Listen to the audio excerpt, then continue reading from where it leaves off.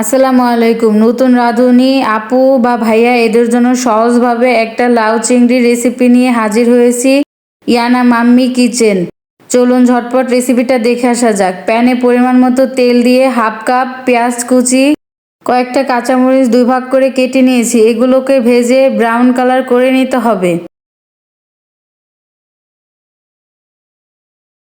Half চামচ রসুন বাটা add করছি, হাফ চামচ আদা বাটা দিয়ে দিচ্ছি। এখন এগুলোকেও ভালোভাবে ভেজে নিতে হবে যাতে কাঁচা স্মেলটা চলে যায়।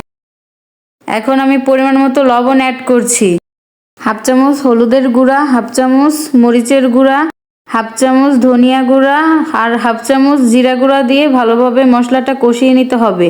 মশলাটা কষানো হয়ে গেলে এর মধ্যে ধুয়ে রাখা চিংড়িগুলো দিয়ে দিতে হবে। মশলাটার সঙ্গে চিংড়িগুলোকেও কয়েক মিনিট ভেজে কষিয়ে নিতে হবে। একটু পানি দিয়ে নিচ্ছি, না হলে মশলাটা পুড়ে যেতে পারে। আমার চিংড়িগুলো কষানো কমপ্লিট হয়ে গেছে। এখন উঠিয়ে ছোট ছোট করে লাউকে কেটে নিয়েছি। এখন এই লাউগুলোকে মশলার সঙ্গে ভালোভাবে মিশিয়ে নিতে হবে। আমার মশলাগুলোর সঙ্গে লাউগুলো মেশানো হয়ে গিয়েছে। এই পর্যায়ে আমি হাফ কাপের মতো পানি দিয়ে দিচ্ছি।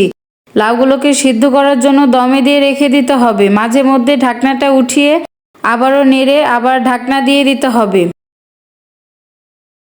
আমার লাউগুলো খুব সুন্দরভাবে সিদ্ধ হয়ে গিয়েছে। এখন আমি কষিয়ে রাখা চিংড়িগুলো দিয়ে দিচ্ছি। চিংড়িগুলোর সঙ্গে ভালোভাবে নেড়েচেড়ে মিশিয়ে নিতে হবে। এখন আমি কিছু ধনিয়া পাতা কুচি উপর থেকে ছিটিয়ে দিচ্ছি। এখন অল্প কিছুক্ষণ ফুটিয়ে নিলেই আমার লাউ চিংড়ি রেসিপিটা কমপ্লিট হয়ে যাবে। নতুন রাঁধুনিরা খুব সহজে এই লাউ চিংড়ি রেসিপিটা বানিয়ে ফেলতে পারবেন।